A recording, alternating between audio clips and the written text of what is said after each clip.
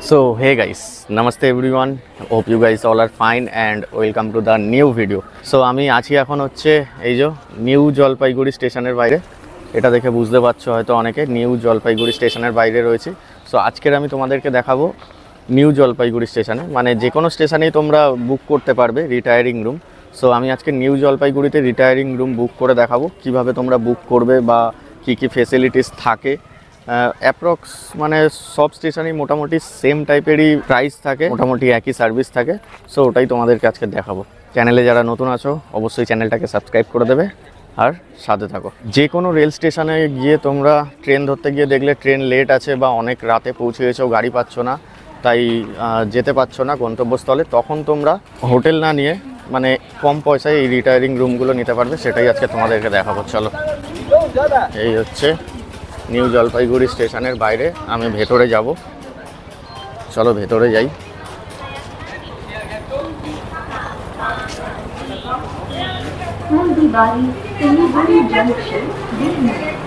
আর new Jalpaiguri স্টেশনে মানে এই সিস্টেমটা খুব ভালো করেছে, সব ইলেকট্রিক সিঁড়ি করে দিয়েছে, মানে এসকেলেটার লাগিয়ে দিয়েছে। এই হচ্ছে নিউ জলপাইগুড়ি স্টেশনের লুক।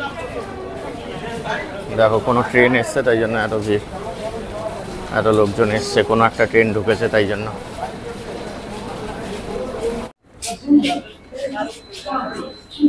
যে কোনো স্টেশনের বাইরে যে কোনো হোটেল নিতে গেলে কিন্তু অনেকটা টাকা লাগে। সেক্ষেত্রে তোমরা দেখতে গেলে এই রিটায়ারিং রুমে এসি বা নন এসি রুমে তোমরা থাকতেই পারো চাইলে।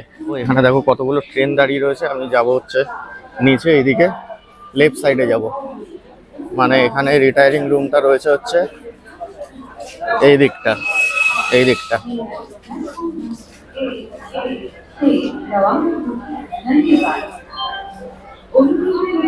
এই যে ওয়ে টু পিএফ মানে প্ল্যাটফর্ম নাম্বার 1 and 1A, এখানেই হচ্ছে নিচে রিটায়ারিং রুমটা রয়েছে।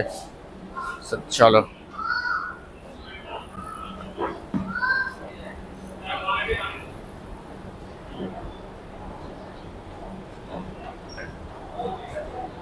তোমরা আমার আগের ভিডিওটা যারা দেখেছো তারা জানো যে আমি দার্জিলিং মেলে করে শিয়ালদা থেকে এনজিপি এসেছি। আজকে সকাল 8টা 5-এ ঢুকেছি এনজিপিতে, আর এখন বাজে হচ্ছে 9টা 9, মানে 1 ঘন্টা হয়েছে এখানে এসছি। সো আজকের 5টা 35-এ আবার আমার ট্রেন রয়েছে, রিটার্ন যাব। সো তাই জন্য আমি রিটায়ারিং রুমটা বুক করব, মানে এই কয়েক ঘন্টা কাটানোর জন্য। এই হচ্ছে এই দিকে 1 নম্বর প্ল্যাটফর্মে, এইদিকে ব্যাক সাইডে আমি হেঁটে যাচ্ছি। দেখো বললাম 9টা 9 বাজে, আর এই সামনে হেঁটে গেলেই হচ্ছে রিটায়ারিং রুম বুক করার কাউন্টার রয়েছে রাইট সাইডে। দেখো এখানে এই যে ক্লক রুম দেওয়া রয়েছে, এই যে এয়ার কন্ডিশন লজ, এই যে ক্লক রুম, এই যে হচ্ছে যাত্রী সহায়তা কেন্দ্র এখানেই। এই হচ্ছে মানে রিসেপশন বলতে পারো এটাকে।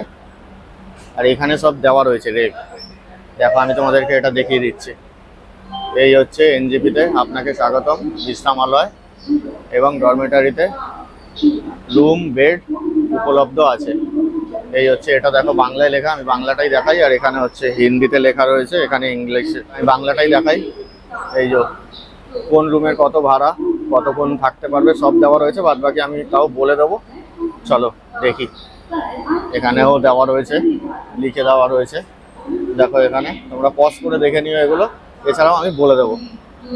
রিটায়ারিং রুমটা তখন নেব বলে নিতে পারিনি, কারণ তখন হচ্ছে একটা প্রবলেম হয়েছিল। মানে অ্যাকচুয়ালি এই রিটায়ারিং রুমগুলো বুক করার জন্য তোমাদের কাছে কনফার্ম টিকিট থাকা চাই, মানে পিএনআর নাম্বার লাগবে। কনফার্ম টিকিট হলে তবেই তোমরা আর কি এই রিটায়ারিং রুম বুক করতে পারবে।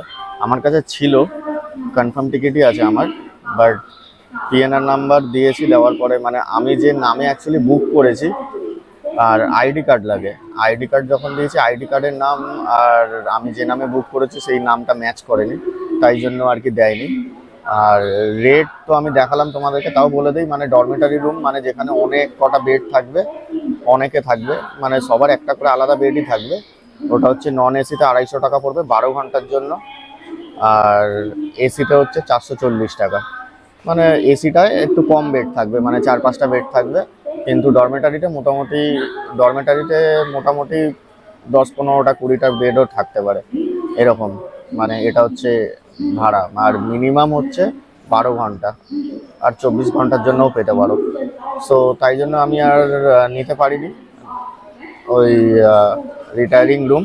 তার জন্য আমি পেছনে দেখো এই যে এক্সিকিউটিভ লজ এয়ার কন্ডিশন, এখানেই ছিলাম। মানে এখানে ব্যাপারটা কি রয়েছে আমি বলে দিই। এখানে হচ্ছে প্রথম ঘন্টায় হচ্ছে 50 টাকা নেবে, তারপরে 2 ঘন্টা 20 টাকা করে, মানে 3 ঘন্টায় 90 টাকা। প্রথম ঘন্টা 50 টাকা, তারপরের ঘন্টা 20 টাকা, তারপরের ঘন্টা 20 টাকা, তারপরে যদি আবার মানে আরও বাড়াতে যাও টাইম, তারপরে আবার 50 থেকে শুরু হবে। মানে টোটাল 3 ঘন্টায় 90 টাকা, তারপরে আবার 4 ঘন্টার পর যখন পড়ে যাবে আবার 50 টাকা, আবার 20 টাকা, আবার 20 টাকা, এরমভাবে অ্যাড হবে। মানে 3 ঘন্টা ম্যাক্সিমাম আর কি, 3 ঘন্টায় 90 টাকা। সো ছিলাম আমি ওখানে, মানে এখানে বেশ সুন্দর। আমি দেখাচ্ছি তোমাদেরকে। আমি জাস্ট খাবো বলে, লাঞ্চ করবো বলে বাইরে এসেছি, আবার যাবো ভেতরে। দেখো এই হচ্ছে Bablu Haldar executive lodge, NJP railway station. দেখো এখানে পার পার্সন 50 টাকা, ঠিক আছে। আর এটা হচ্ছে 40 টাকা হচ্ছে 2 ঘন্টার জন্য নিয়েছে, মানে টোটাল হচ্ছে 90 টাকা 3 ঘন্টা। এই হচ্ছে বিল। আমার তো সিরিয়াসলি এই এক্সিকিউটিভ লজটাই বেশি ভালো লাগলো, কারণ এয়ার কন্ডিশন খুব সুন্দর, মানে সোফা রয়েছে, মানে ভালো ভালো চেয়ার রয়েছে, মানে কমফোর্টেবল একদম। আর টয়লেট রয়েছে, মানে বাথ নিতে পারবে না, মানে স্নান করতে পারবে না বা চেঞ্জ করতে পারবে, টয়লেট রয়েছে, বসতে পারবে, চার্জ দিতে পারবে মোবাইল, রিল্যাক্স করতে পারবে আর কি, শুতে পারবে না। তাই জন্য মানে ঠিকই আছে। তো আমার তো যেহেতু 5:30টায় ট্রেন রয়েছে, সো আমি কিছু খেয়ে আবার ভেতরে যাব। তো ভেতরে গেলে আমি তোমাদেরকে ভেতরটা কীরকম অবশ্যই দেখাবো। এখানেও হচ্ছে জাস্ট পিএনআর নাম্বারটা লাগে, মানে আইডি যার নামেই থাক কোনো কিছু লাগে না, জাস্ট একটা পিএনআর নাম্বার হলেই হবে। পিএনআর নাম্বার, নাম লিখে দিলেই তোমরা এন্ট্রি নিতে পারবে। এই সিস্টেমটা খুবই ভালো লাগলো। লাঞ্চ করবো, ভুলভাল কিছু খাবো না, কারণ বেশি কিছু খেলে ঘুম পাবে, কারণ ঘুমাইনি, 1-2 ঘন্টা মাত্র ঘুমিয়েছি। এইসব শপগুলোতে আর কি ম্যাগি রয়েছে, এই ম্যাগিগুলো হচ্ছে রেডিমেড ম্যাগি, মানে গরম জল ঢেলে দিলেই ম্যাগি রেডি হয়ে যাবে, 60 টাকা দাম।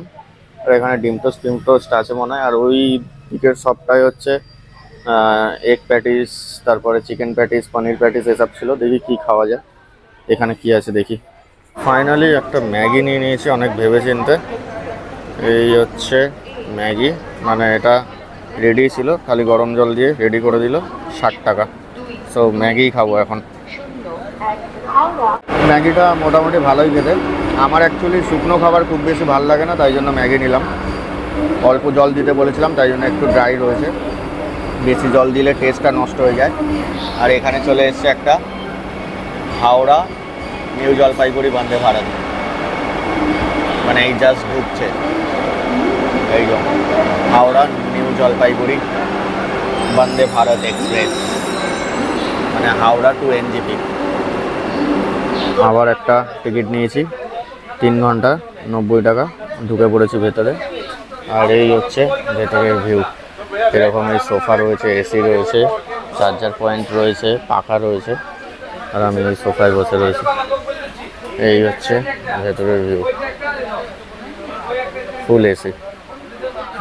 আমার হচ্ছে 2টো থেকে 5টা অবধি বুক করা আছে, আর মানে 3 ঘন্টার জন্য বুক করেছি। আমার ট্রেন রয়েছে হচ্ছে 5:35-এ।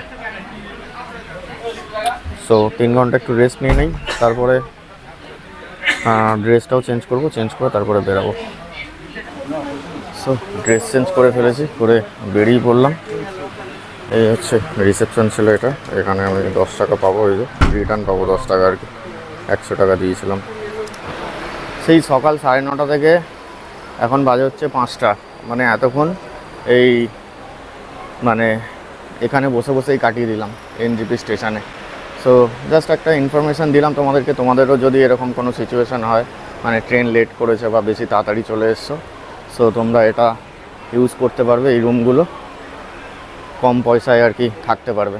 সো এই ভিডিওটা কেমন লাগলো অবশ্যই কমেন্ট করে জানাবে, ভালো লাগলে একটা লাইক করবে, চ্যানেলটাকে সাবস্ক্রাইব করে দেবে। সো চলো এই ভিডিওটা এখানেই শেষ করলাম। This is road runner Kolkata signing off.